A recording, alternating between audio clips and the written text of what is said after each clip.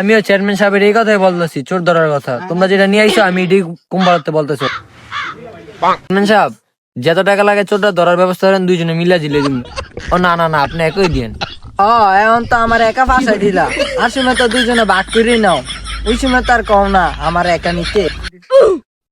চোরটারে ধরার ব্যবস্থা করো, যত টাকা লাগে আমি দিমু। আজকের ভিতরে চোরটা ধরে লইবা মিয়া। ওকে ঠিক আছে, টাকা রেডি রাখেন। ওকে ঠিক আছে, চলো চোরটাকে ধরে নিয়ে আসি।